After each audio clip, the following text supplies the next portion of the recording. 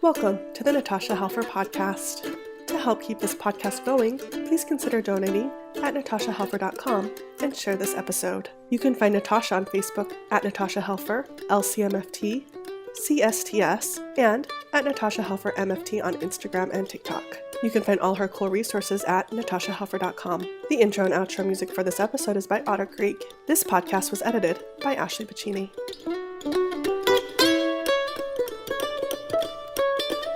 All right. Well, hello, this is Natasha Helfer. This is the Natasha Helfer podcast, where we try to undo shame through a lot of different ways, stories and education and having different guests on. So I'm super excited today to have Dr. Roni Jo Draper with us. She has a long history in the realm of education. And I'm just very excited to talk to her about a variety of things.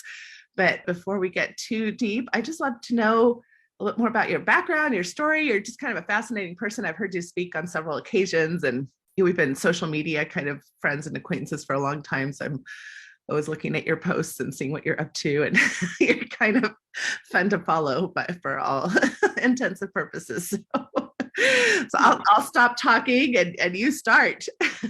Yeah, I'm Roni Jo, and I am a Yurok person, Indigenous woman, and I grew up mostly in Reno, Nevada. I was born in California, but grew up mostly in Reno, and grew up a little bit of time in South America.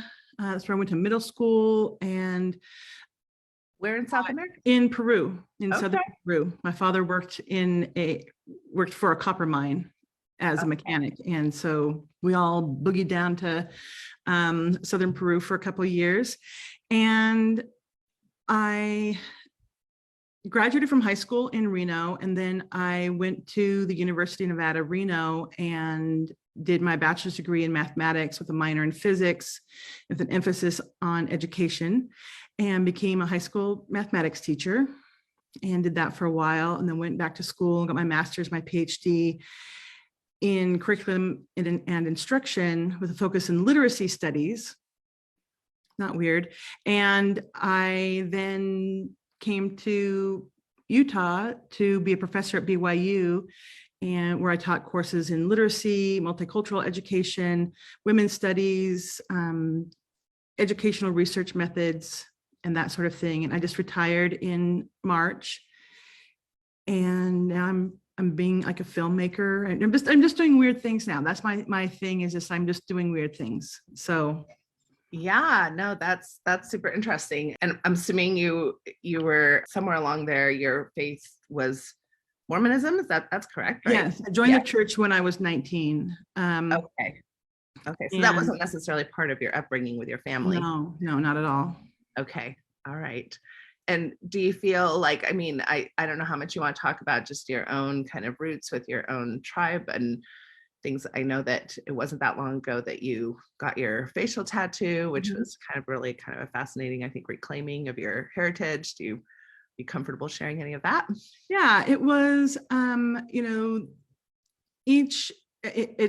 this is a traditional tattoo for Yurok women, and a lot of women in those Northern California tribes, coastal tribes. Each woman, it's very particular and meaningful for each person. And for me, it really signified a rebirth and re-emerging into the world. And like any birth, it involved pain, a little bit of blood and tears,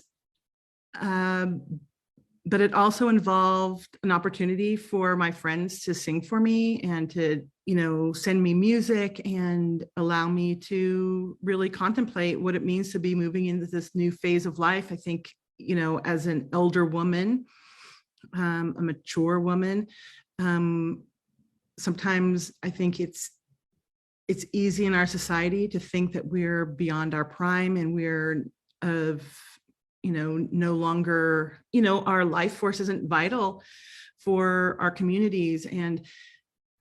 And of course, Yurok belief doesn't play into that pretense. And I I just wanted to step into this phase of my life anew, with a new face. And so, yeah, I'm claiming it. I love that. No, it's interesting you say that. I mean, I don't know how old you are. I'm 50, about to turn 51. And the research does show the invisibility of, female bodies as we age. And I'm like, what? I'm not like, I'm just starting. Right. It's just getting good. I'm just getting going. What do you mean invisible? Right. So I'm with you on that. I mean, I think capitalism has definitely, our capitalistic culture and American culture has definitely, objectified youth and fetishized youth, in a lot of ways. But yeah, all this wisdom and all this life experience is just finally getting good. So I'm with you on that. Right. Yeah, good. Absolutely. Yeah. I've also been in the last several years really stepping into and understanding my own queerness. And so that has been a really lovely journey. And yeah, I mean, it's like, the tale as old as time, like, just not being necessarily in spaces and having opportunities to really understand and explore that aspect of my body, my being, my soul. And so that has been, something that is important to me, and an important aspect of who I am. Yeah, that's lovely. And also such a normal part of human sexual development. I think we think all of that happens between the ages of 10 and 15 or something, but it's an ongoing right exploration and evolution, which is such a beautiful way to think about sexuality. But again, not something that we usually allow people to explore. It's kind of like you've got to define yourself and be that. Right. I mean, I think also that sort of is another way that we put such emphasis on youth, and not, that we have this sort of mythology that,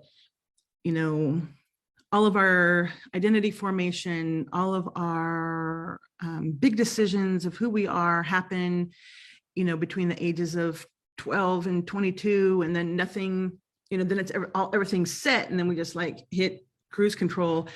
But that's not really how that works. We're always developing, always growing, and we can continue to keep understanding who we are as we move through our lives.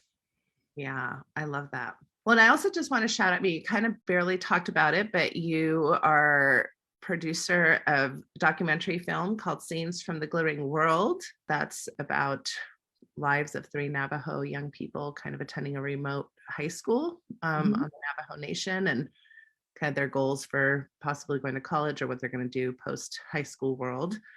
And then you also wrote, produced, and directed the documentary Fire Tender, which centers on Yurok fire practitioners. So those, I mean, we could probably spend an entire podcast just talking about any one of those things, but I just want to give a shout out that's really cool. I looked at the trailers of both of those, and now I want to watch them all. So anyway, the Glittering World, the Scenes from the Glittering World is streaming on PBS, and so people can get on there and check that out. It was on there through the program Independent Lens, and so yeah, check it out. It's beautiful. The young people, we give them a chance to tell their stories. And so, if you want to know what's going on with young people, we just have to ask them. And it's really beautiful. Yeah, well, awesome. Okay, well, so today, I mean, the thing I thought we'd talk about the most, I mean, we're currently in a time where half the time I'm just wondering if I'm part of the Twilight Zone, but we're living in a time where, once again, it seems like there's a big discussion about banning of books. There's a big discussion about school curriculums, especially to do with history, and especially the history of Black and Brown people, and how we're going to, kind of manage that, and quite frankly, whitewash it. And the discomfort of primarily white people with certain types of histories being taught in the school systems. We're also living in a time where, you can watch a Disney, you can watch 500,000 Disney films of, the princess kissing the prince and nobody says anything. But the minute there's like, a homosexual parent duo, now we're sexualizing children and, all of these terms that get thrown around. And a lot of times we hear parents saying, we don't want our children sexualized and we don't want our children politicized and we don't want our children, whatever-ized the term might be. And, as we had a brief conversation prior to today, you made this point that's just so pivotal, that there's no such thing as growing up in an apolitical, asexual, values, morality, culture type of upbringing. You grow up with all the things and all the people who influence you and who give you ideas about how the world should run. And so I want to kind of give you a lot of room to talk about how you conceptualize that and what you would say about some of these things that you see happening and what you would say to parents and teachers even in the school systems. And yeah, that's a lot. That's a lot. Like, buckle up. Buckle up. Let's buckle up. I spent 22 years preparing teachers, like talking to teachers about, what they're going to face in their classroom and how to go about preparing lessons, creating curriculum, all of those sorts of things. And it was fairly common to come around, to have teachers say, well, I don't want to be political. I just want to read books to kids. I just want to teach science. I just want to teach math. And, I'm not political. To go, well, Paulo Freire would tell you that, were he still with us, that education is political. I mean, the fact that our education system is sponsored by the state, that's already a political act, right? That we've already said, this is our policy, this is what we're doing. And then each state and school district adopts a curriculum, and there's a political process that is created to adopt that curriculum, create that curriculum. And then each teacher takes that state-sponsored curriculum, and which are usually just kind of curriculum guides, are usually just really outlines, frameworks, and then the teachers take that and create classroom curriculum in the form of lesson plans, unit plans that they teach their students. And that's a political decision on the part of a teacher, and sometimes things that come in, that weigh into that are, the values of the teacher, what the teacher wants for a child, but then also what the teacher feels they can kind of get away with, like, am I going to be in trouble if I read a book in my elementary classroom to my students about a child who has two mothers? Will I be in trouble? And so then a teacher has to think about, well, will I lose my job? Will parents call the principal? Will this be a problem for me? And then that weighs in on the decision to use particular material or not. And, and so all of those are political decisions. When I started elementary school, so my father is a Yurok man.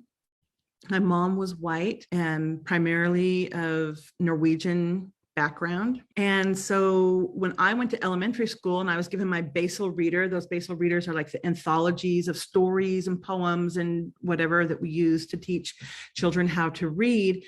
The first thing I did, and it was like in the 70s, the first thing I did was I looked through that book to find a family that looked like mine. Like, I wanted to see, like, where's a story that has a brown dad and a white mom. And I mean, I don't even know what the teacher was talking about. I was just like, let's like, where's the stories? And I found stories where there were families that were all white, and white mom, white dad, white kids. And I saw stories where brown dad, brown mom, brown kids. And I didn't see any stories that had families look like mine. You know, I was whatever, 6 years old, 5 years old. I didn't have language to describe what that felt like, but I sort of understood that what's in here isn't about me. These stories, these things they don't reflect me, and they don't reflect my lived experience. You know, and then later on, you know, when we would have lessons around Thanksgiving, and I would have, you know, I'd have a teacher who would have us like decorate a paper sack to look like a vest. You know, we'd put fringe on it, we'd paint like whatever, you know, and then I'd put a headband on with feathers on it.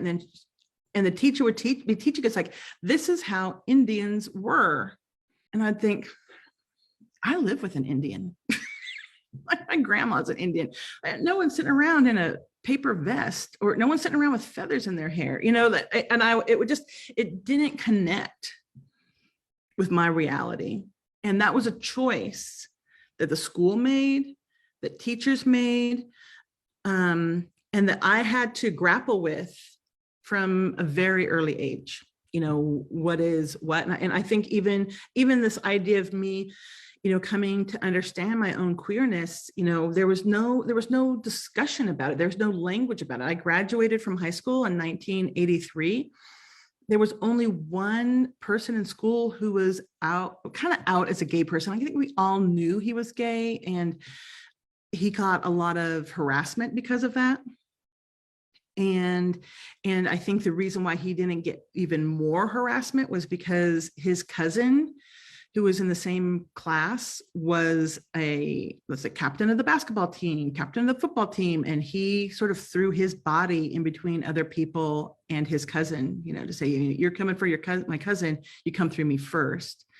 And that really made it possible for this gay young man to be able to live, you know, relatively threat-free in the high school. But that was something, you know, that was something I saw. That was a curriculum. I learned that lesson, you know, and there wasn't a way, there was no discussion of bisexuality or pansexuality, you know, there was no discussion of gender on a spectrum. And so there was no language, there was no way for me to make sense out of that as a young person.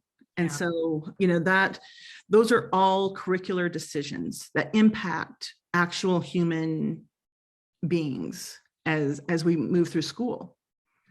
Yeah, no, this whole idea that representation matters, right? And this is such an important part of the discussion of privilege, and those in the majority kind of population, just that's something probably many people don't even think about because they are represented. So they are seeing themselves. It's not even really a conscious thought. But I remember, you know, I had an Argentine mom and an American dad.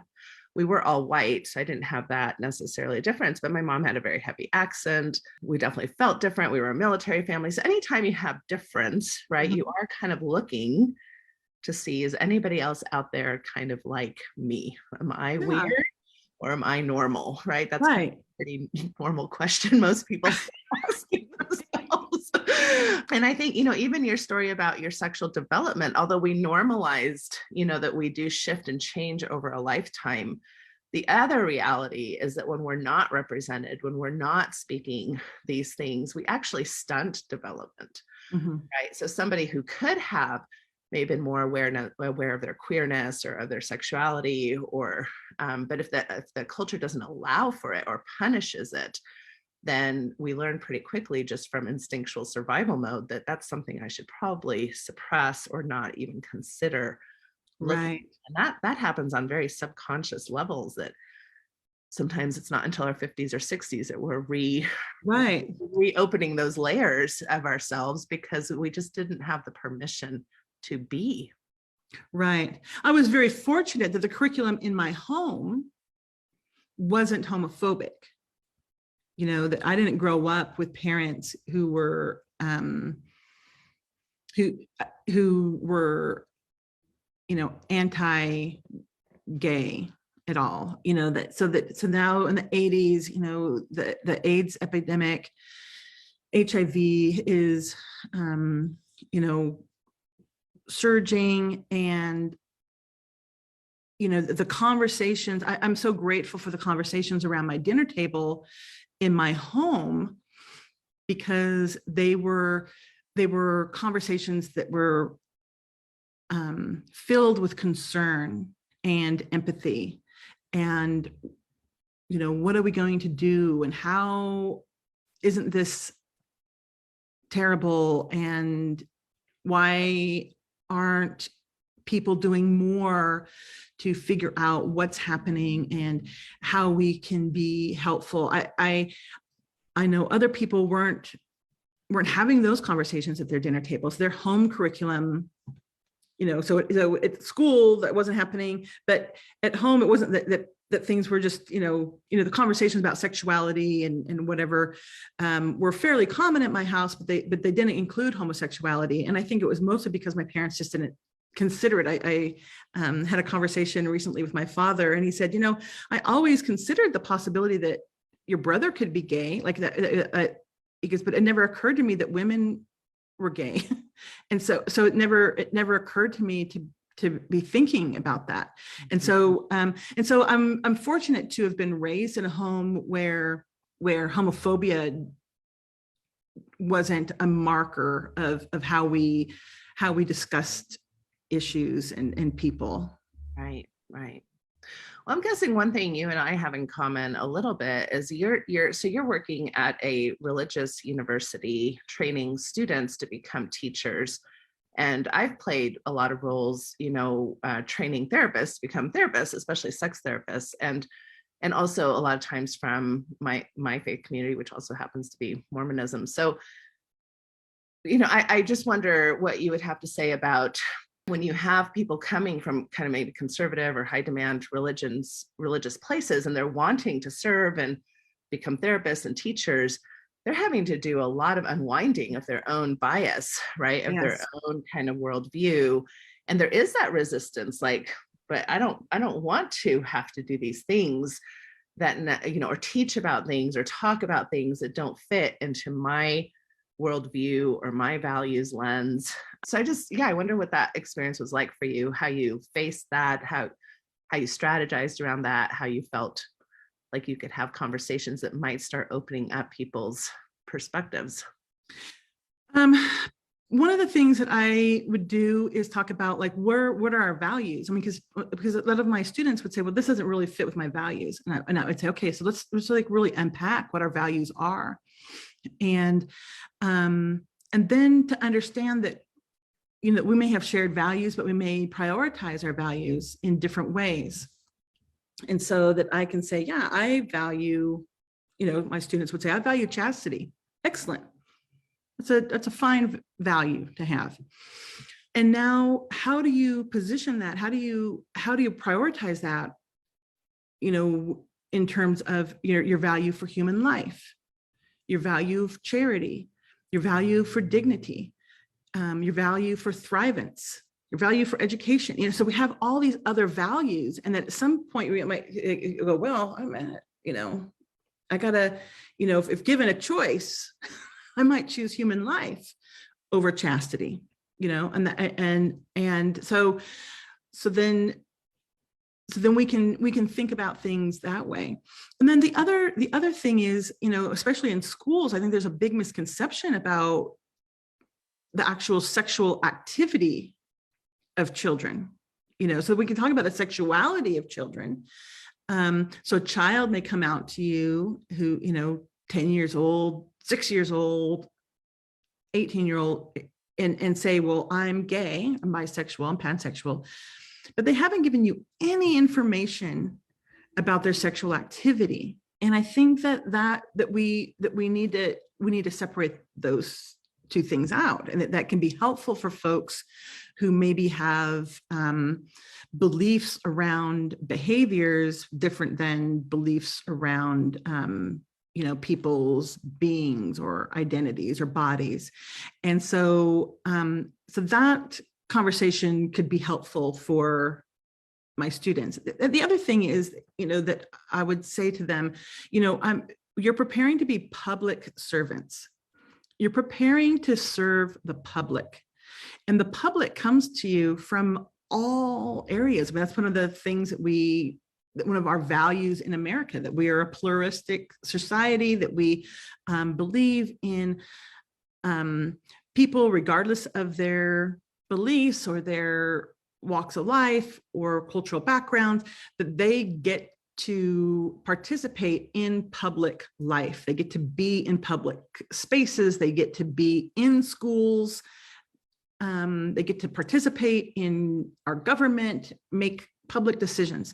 And so because of that, then as a teacher, I don't get to impose my values on other people, that I have to have this value of the public and what it means to serve the public, and what it means to, have all kinds of children, serving all kinds of families in my classroom. And that could be tricky. And what was fortunate about working with Latter-day Saint students was that their understanding of charity, that we could always fall back on that, I could say, Jesus said, I was fortunate to work in a situation where I could say that, right? Jesus said, who of you being a father, if your child comes to you and asks for a fish, would give the child a serpent? Or if they ask for bread, would give them a stone? So then we could talk about, well, so what does that mean in a classroom? So if your student comes to you and, you've got, maybe a fourth grade student who, is identified as male on your roll sheet, and who comes in wearing nail polish or a skirt or whatever, your responsibility then is to give the child what the child wants. Within reason, right? I mean, we don't give children, everything they want. My children would have eaten pepperoni pizza for every meal. And I was like, no, we're gonna switch that up a bit. But my response needs to celebrate the child. My only response can be, oh my gosh, that is awesome nail polish color. Look at that skirt, look how you twirl. Like, it needs to be celebratory at the same way it would be for any other child who was excited to show me something about themselves. And I would say to my students, you may not be able to get there. Your values, you may say that doesn't fit with my values. And I would say, that's cool. Don't become a teacher. Just find another job, find another career. Thank you. You don't have to do this. No one's forcing you to be a teacher. No one's forcing you to work against your values. But this is what I need you to get up for, this task, to work with children, work with families who are going to come in all their human varieties into your classroom. Yeah. And I think that's a pretty controversial thing to say. I've said it in front of rooms of therapists, like, don't be a therapist. Yeah, you can't work with the public. Don't be a nurse. Don't be a therapist. Don't be a doctor. Like, it's not going to work out for you. Right. If your values are more important than other people's experiences and the honoring of their values within the context of your values. If you can't do that, then that's fine. Good to know about yourself. But this is not the place for work for you. And I think that's challenging. And I don't even think all therapists would agree with me on that stance, but I take that stance pretty seriously, because I've seen the damage, right? I've seen the damage of the other side of that.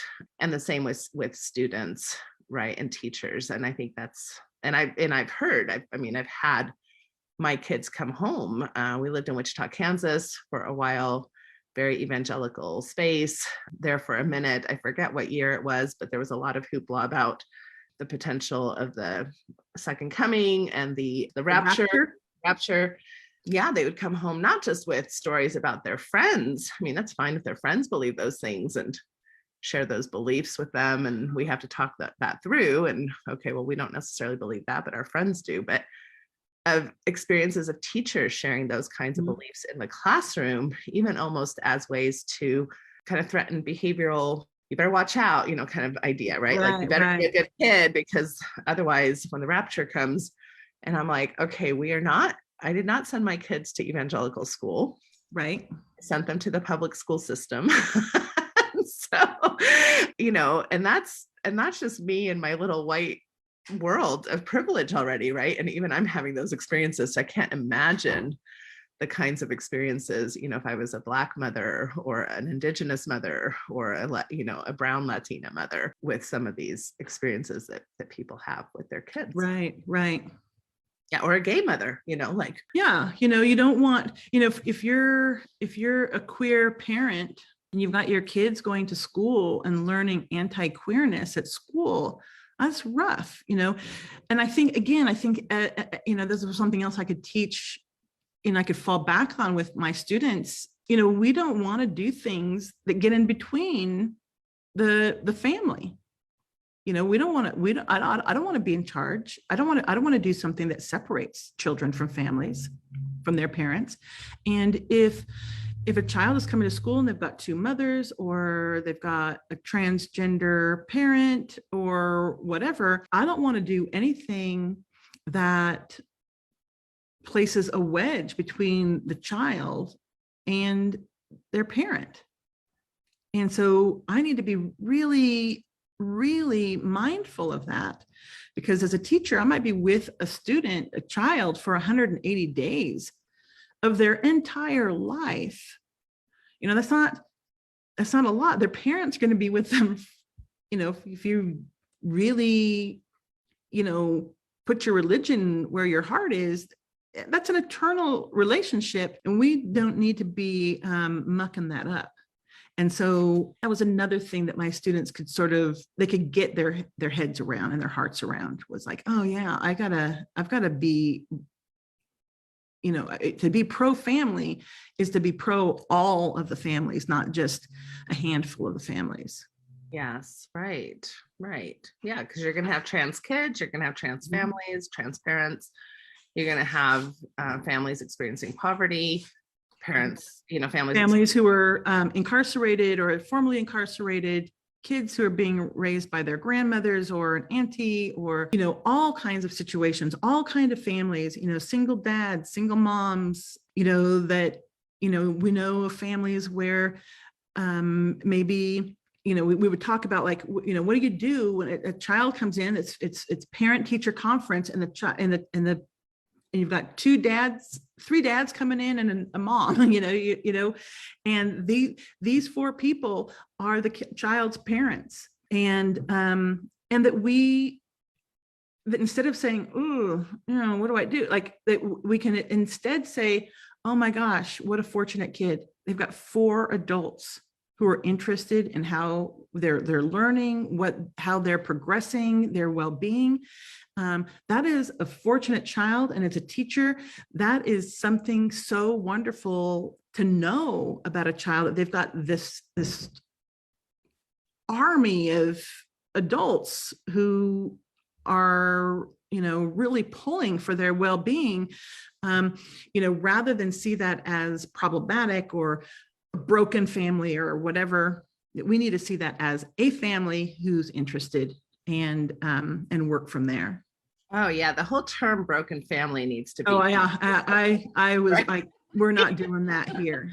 Yeah, that is such a what a political term, yes. Right? That is a political term for sure.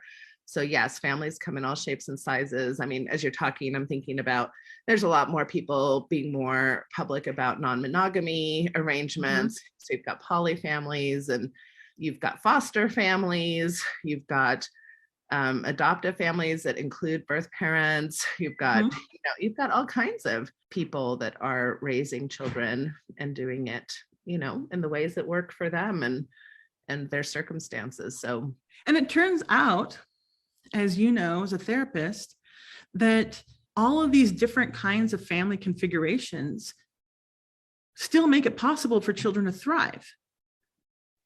That's and right. So as a teacher, I don't need to be sad about that. I I can work with the family to figure out, how do I help this child learn and grow and feel good about themselves, feel good about the world, have hope, have, want to engage in life, all those sorts of things that we desire for our young people. Yeah. Yeah. No, I love that. So, I mean, so you gave a good example of like how, the school being, especially here in this country, we've decided that's a public, right. And so we have public school systems. Of course, that's political because now you've got legislators deciding, how much money is going to be spent. Like you said, the curriculum that's going to be approved. That's definitely really difficult in the sexuality field, Right.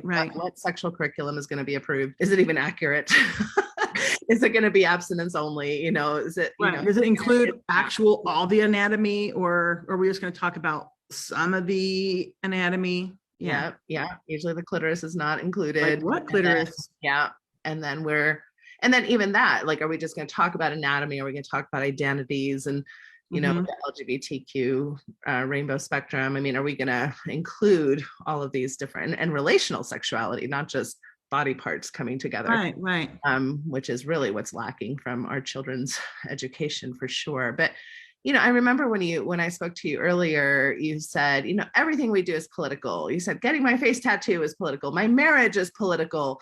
So what, and you even talked about your home, right? Like, what books do I have on the shelf? We were talking about, we're both kind of in our past lives, we're crush nativity collectors, right? And I specifically love collecting them from international or indigenous. Like I have this lovely crush from the Wichita Indian Center that I love, but it is kind of like, there's these interesting dilemmas, right? Like, how white is Jesus these days, and why is that? Oh, white. Do you have a picture of white Jesus in your home, or do you have a picture of Middle Eastern Jesus in your home, or do you have a picture of Jesus at all, or who do you have a picture of Buddha in your home, or like, so these are all things that you were making me think, like, our home is a curriculum, right? And it's political.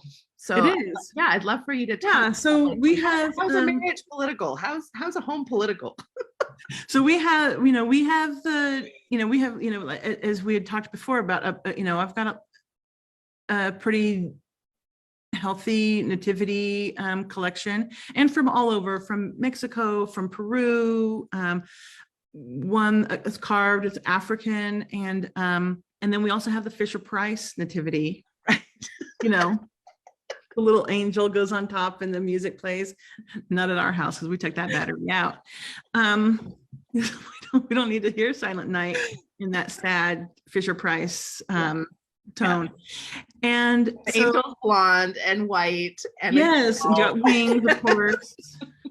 And then Mary is got her head covering on, and so I a few years ago I was playing with that nativity set with one of my grandchildren, and so we were playing, and the feminist that I am, I was just like, we have this whole nativity set, we've got Mary, Joseph, the angel, we've got some shepherds, we've got some wise men, we've got various animals, and I said to my grandson, I'm like, 2 women? What is this? And he's like, oh yeah. He goes, I think this wise man could be a woman. And I said, yeah, well, let's just make that wise man a woman. Like, why? That makes sense. It makes sense at the birth of our Lord and Savior, there'd be other women. I mean, just, thinking about traditionally how births happen, there had to be a wise woman there helping that happen. And so then I said, well, what about non-binary people? And my grandson said, this shepherd and this donkey, and he goes, and baby Jesus is non-binary. And I said, I'm with you there, kid.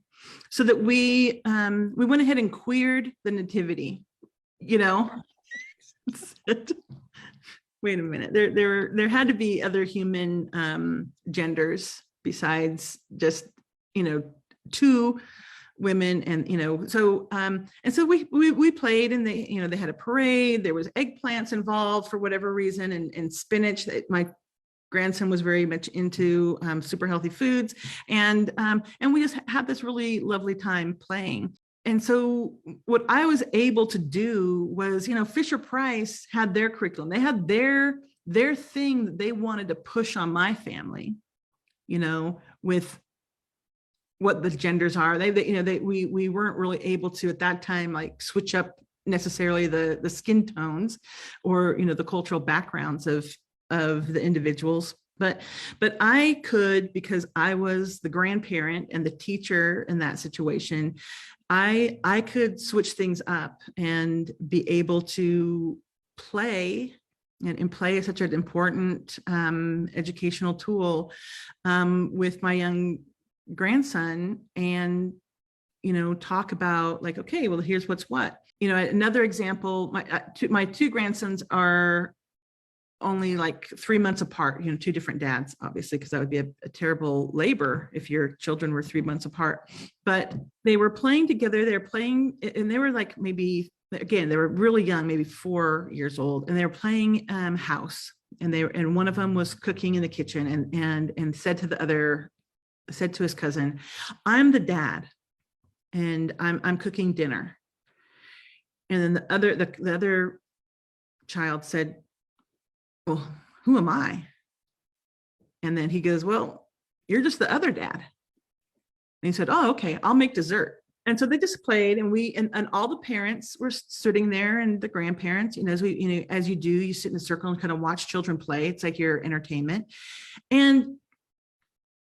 And what happened was nobody stopped them, right? We just let them play. And nobody stopped them. It would be in maybe another family, the curriculum would be, whoa, you can't both be dads, or you're the brother, you're the cousin visiting, or, and interrupt that imaginary play. But what our family did was we made it possible for those young children to imagine the possibility that there are two dads working together in a kitchen, making dinner, making dessert, providing for their family, and that they could continue on with that imaginary play and that possibility, that possible future. And that's a powerful curriculum.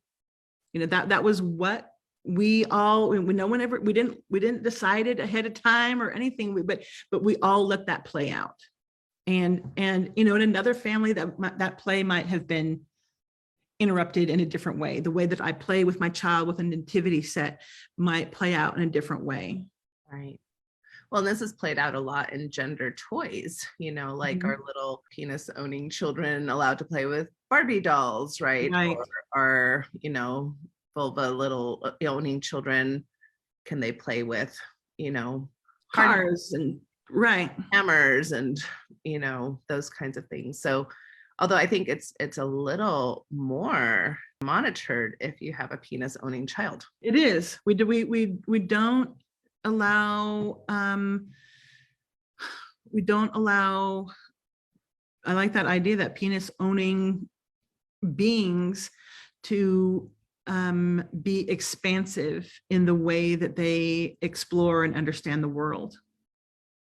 Yeah. It's like if you have certain genitalia, that has to dictate what your brain is interested in. Right. So we were playing, this played out again, just, a couple of weeks ago, we were playing Mario Party on our Switch, and one of the grandsons chose, oh boy, I can't remember the name of all the little characters, but the little character was a little like pink being with a pink bow, kind of funky face, and he said, he likes to play as that character. And my granddaughter said, yeah, you can't do that. That's a girl. And her mother interrupted and said, he can choose any character he wants to choose. And we don't know that character is a girl, or and again, it's just a very gentle guidance, try to undo some of the things that she's hearing and assuming, and so like, oh, okay, and that we're not going to place shame on a child for choosing this cute pink figure that isn't even a humanoid kind of a deal, that how does that have a gender associated with it? And why can't he decide, like, that's who I am, that is who I'm playing as? Yeah. No, I love it. How would you talk about marriage? How's marriage political? Marriage, well, first of all, marriage is political in that the state decides what a marriage is. When my parents were married, and they married in 1964. I mean, I wasn't there, but when they married, their marriage wasn't legal in all of the states of the United States. There were certain states that if they had traveled there, that they would have been criminalized for their relationship, because my father was a Native man and my mom was white. And it wasn't until 1967, so I was already alive when the courts, the Supreme Court, decided in Loving versus Virginia that we couldn't discriminate. We couldn't keep marriage away from people because of their race.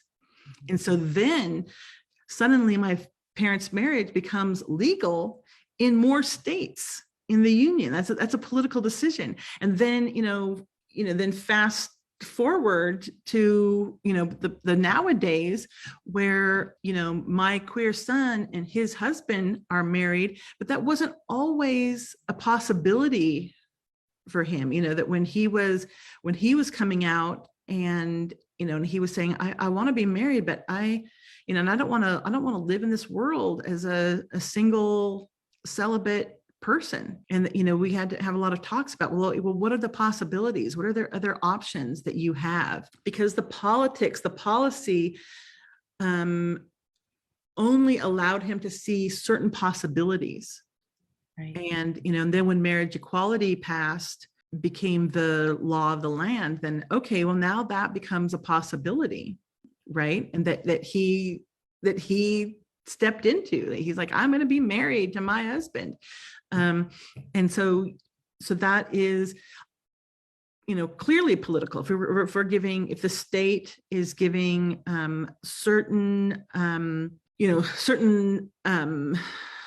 opportunities, privileges to people who are married, but the only people who could be married are if their marriages look a certain way, and I think that a lot of people are really confused, and even why interracial marriages weren't allowed. And, and when I've talked about this, this and talked about it in relation to sexuality and sex, that interracial marriages were also disallowed because of sex, because of the idea that it wasn't especially okay for a person who wasn't white to be having sex with someone who was white.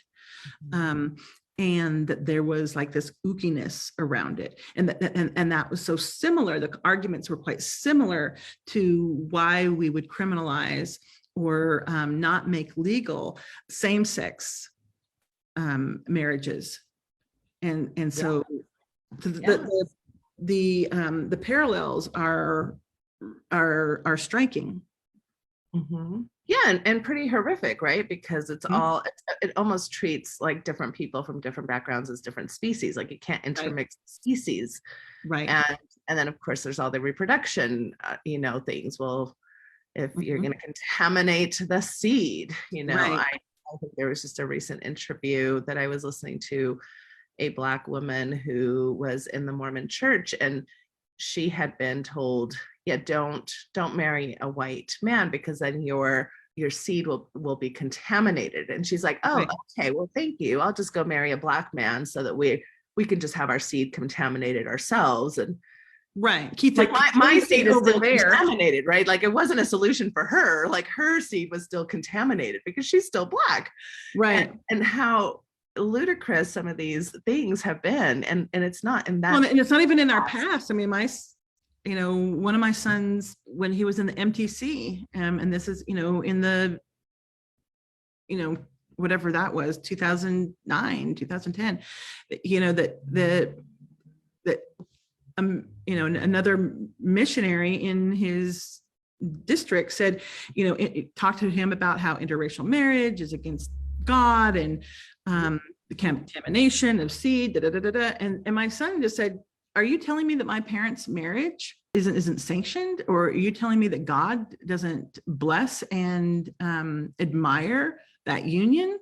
Am I the fruit of a bad union? What are we saying? And how he had to confront that in the missionary training center as he was preparing for his own mission. And so those attitudes, those ideas continue with us. Yeah, it's awful. I mean, I remember hearing that even when I was a young Mormon girl myself and wondering, because my parents were both white, but my mom was different. So I was like, well, does that count? Is my mom not right? Bad? Because she's off on a technicality. He's from the United States. I don't know. I couldn't quite figure out if we were okay or not. Right, like keep that under wraps. I was like, what a stupid thing for me to have to be wondering about. My goodness. Right.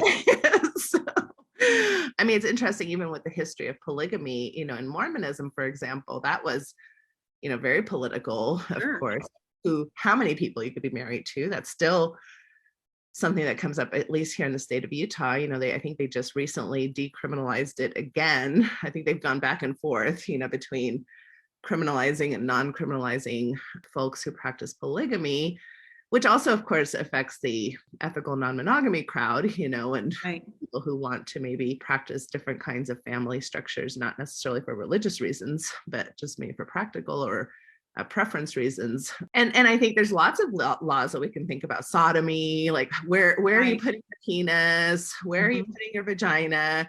Who's really a virgin or who isn't? Right. All of these things have been very politicized as far as who gets access to what kinds of resources or benefits. Right.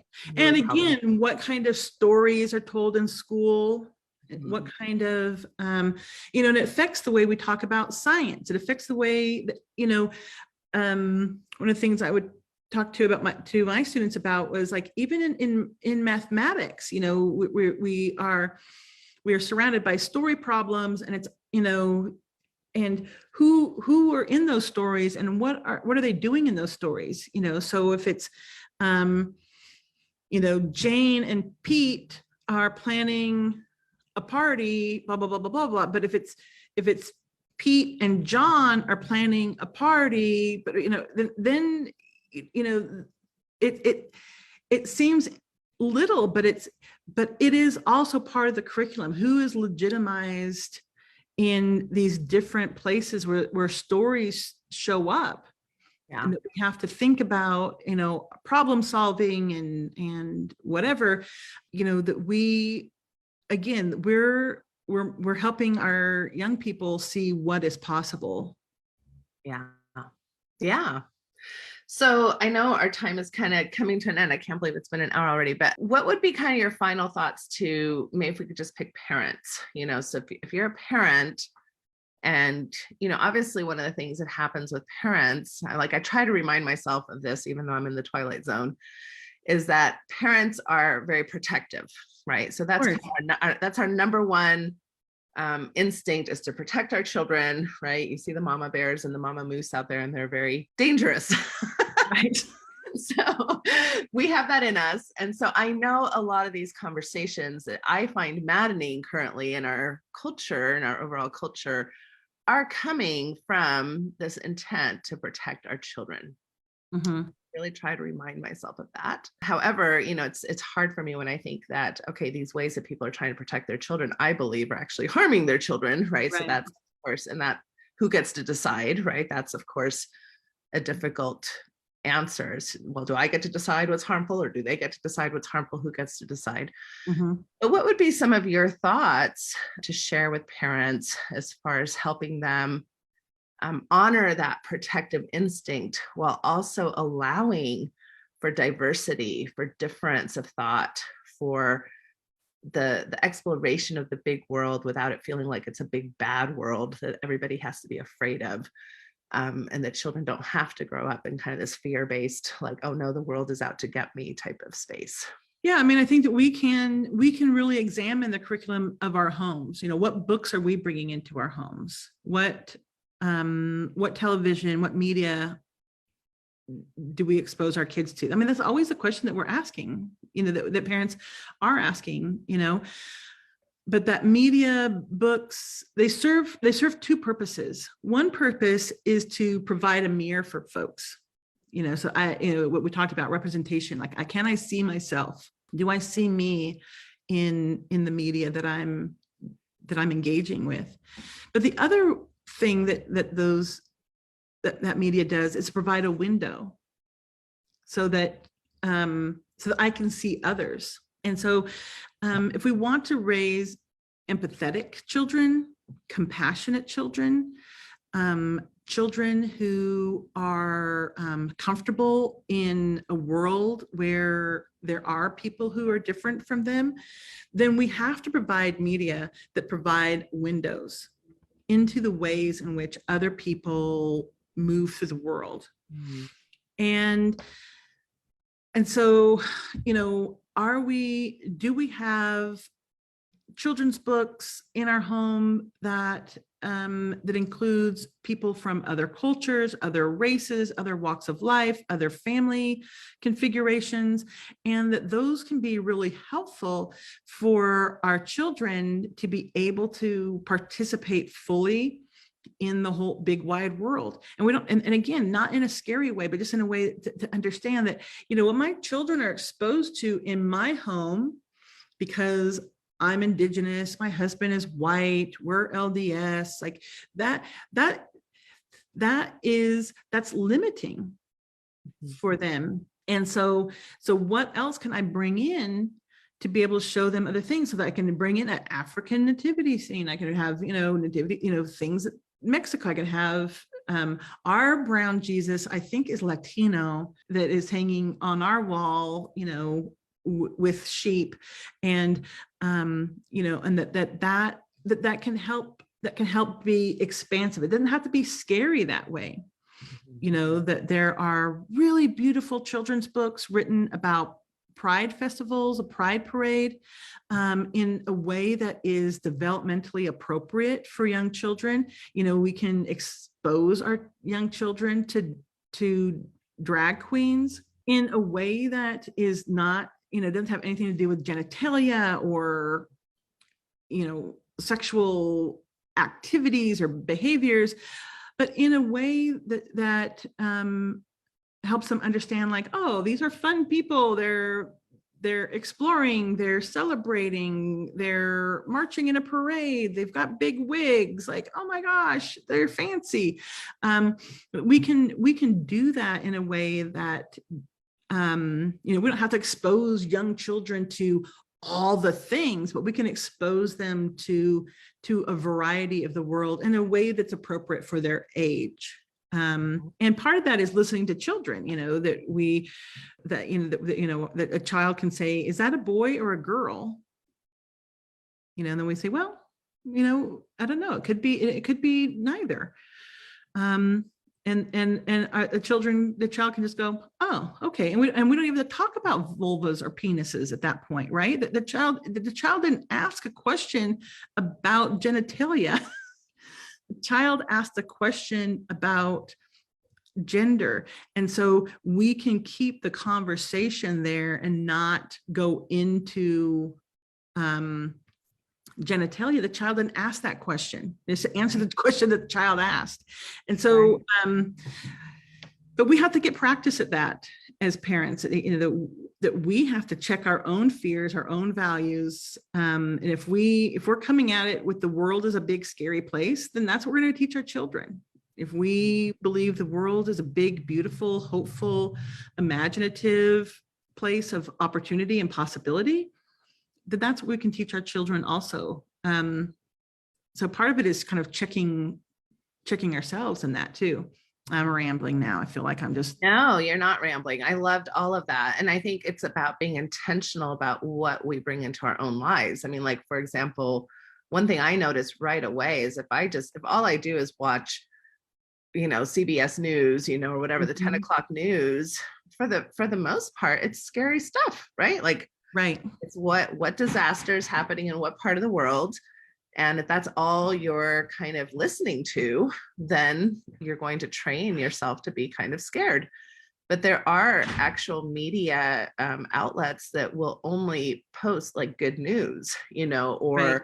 Like I know there's been several like Black media outlets where they showcase Black people doing amazing, phenomenal things, right? Because we've had such a leaning on showing, Black people disproportionately in scary ways, historically. Right. And so you have to be kind of intentional about bringing that curriculum either to yourself, to your own brain, and then of course to your home environment and to your kiddos. So it's almost like kind of developing a homeschooling program. It's not out there just to plug into super easily.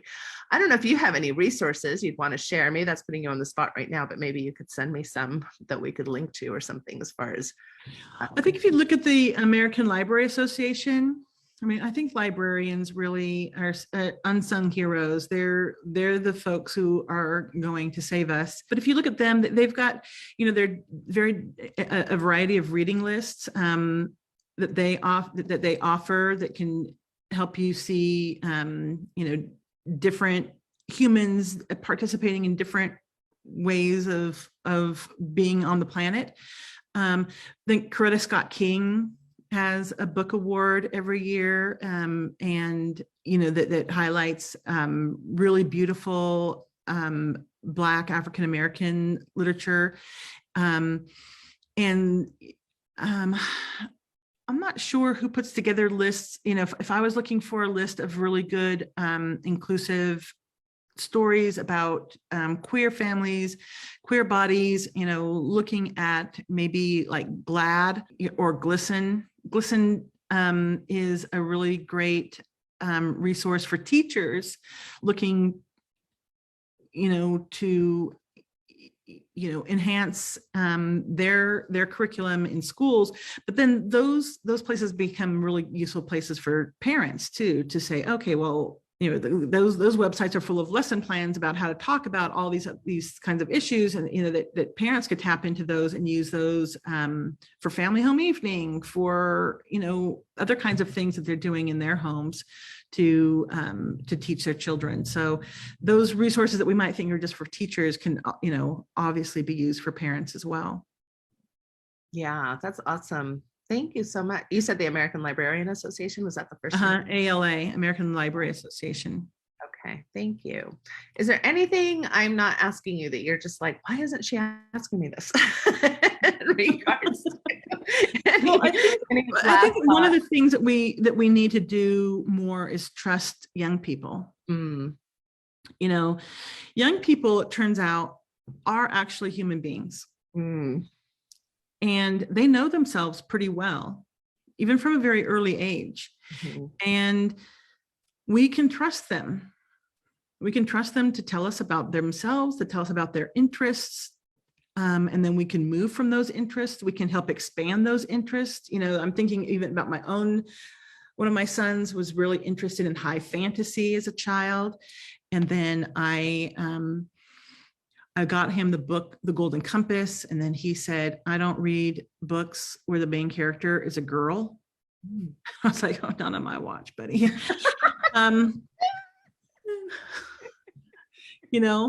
And I just said, you really enjoy these kind of stories. I go, how about I just read the first chapter out loud to you? You sit back and relax. Let me just read the first chapter out loud, and then let's see how you do. And then he tore through those books, and those are one of his favorite series. And so part of it is like knowing where our interests are our children's interests are, and then just like, can we just like expand it a little bit, just work from there and just like push it a little bit so that, you know, that he needed to see women doing powerful things. Mm-hmm. And, you know, there are high fantasies books written where women are doing powerful things. Let me, you know, do that for him. If he was interested in historical fiction, I would have pushed him, you know, a little bit different. So I think those are the kinds of things that we can do as parents. And then again, librarians are so good at that, you know, to say, oh, you're interested in this book, you might like this book. But we can listen to the young people in our lives and trust them to know they're the experts on themselves and work from there. Yeah, I love it. And I think that's a real big paradigm shift. It's a big parenting paradigm shift. This mm-hmm. idea that parents know best is kind of 1950s parenting, right? And yeah, I mean, we talked about like even my kids with their diets. I had one of my kids, he was just weird. Like one day, all he wanted to eat was rice. And then the next day, like, get that rice away from me. And all he would eat is broccoli. I was like, oh my gosh, I can't even give this child a balanced meal. And I went to the doctor, the pediatrician, his regular checkup. And I said, he's like weird the way he eats. And my doctor said, don't think about his nutrition in a whole day. Think about his nutrition over a week. So if one day he's eating rice and the next day he only wants to eat his protein, the next day he's just eating vegetables, that's okay. Because in the week, he's going to have a balanced diet. I was like, oh, okay. And so again, you know, even listening to my child in terms of what he's wanting to eat, you know, is really powerful. He's going to get the nutrition that he needs. Yeah. But I've got to be a little bit more flexible in my thinking of what it means to provide a healthy diet. Yeah. And that was a really important lesson for me. But it, you know, it transfers to other things in my kids' lives. Yeah. No, I love that because it used to be like, kids, just be quiet. We don't hear you. We see you, right? Those kinds of ideas. Parents know best. And then even this idea that the kids are supposed to take care of their parents' feelings, you know, so kids had to be kind of like little performers. It's been a huge paradigm shift. Even the concept of puppy love, like, that's real love. Like, those are real feelings. Yeah, those are real feelings. Real feelings. That's part of their developmental growth into social development and romantic development and all of those things. They're full-blown humans as soon as they're born. And so that we treat them as, you know, sometimes we have this conception that they're not going to be fully human until they're 18 or whatever, which I think is that's a political decision that children are suddenly adults when they're on their 18th birthday. Like, that's not how that works. At all. You know, you don't just automatically walk through the calendar page changes. You're like, wow, I'm a different human now. I'm fully human. I was like a little bit human and now I'm fully human. Like, our children are fully human all the way up, and they need guidance and love, and they need autonomy, and to learn how to live in their agency all the way through their lives. So, but that does cause us to have to think differently. But again, if we think of children as not fully human, then we can dehumanize them. We can decide that they don't need rights. We can decide that they don't need healthcare if they're a trans child. We can decide all these things for them because they're not fully human. And you know, we do bad things when we dehumanize other people, and we see that with our children as well. Yes. Thank you so much. I mean, you really offered quite a bit of, I'd say, gems of wisdom and some language I really love. I love your windows, you know, like, how do we offer windows to our children to be able to really see so much of what's out there that's beyond what we can offer in our own lived experience. So thank you so much for your time today. Well, thank you for being interested in what I have to say. I'm very interested. And hopefully we'll rub shoulders soon in real life. So yes, absolutely. Take care. Thank you. Bye-bye. Bye-bye. Thank you for listening to this episode of the Natasha Helfer Podcast.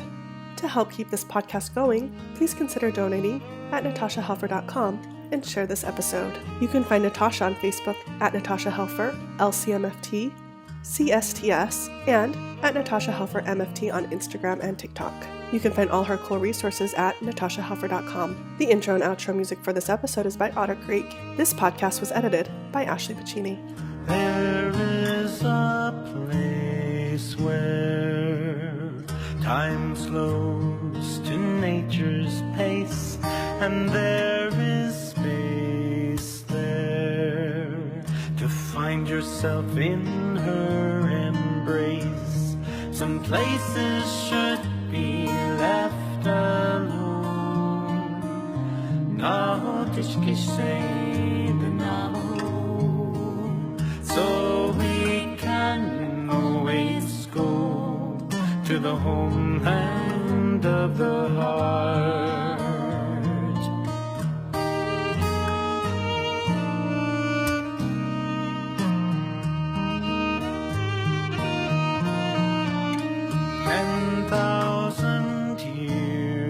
Of our human history etched on her canyon walls, alongside Earth's mysteries.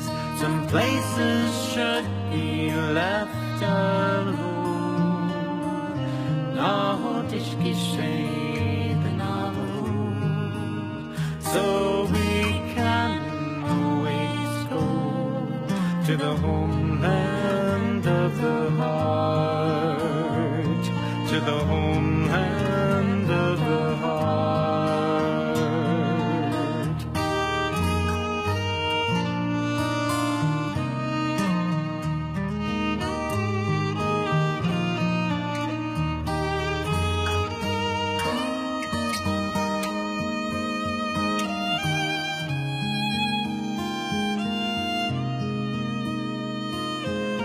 Deep in our cities, we sleep without her stars, yet still her presence sustains us from afar. Some places should be left alone. No tishki say the Navajo, so we can always go to the homeland of the heart, to the homeland of the heart, to the homeland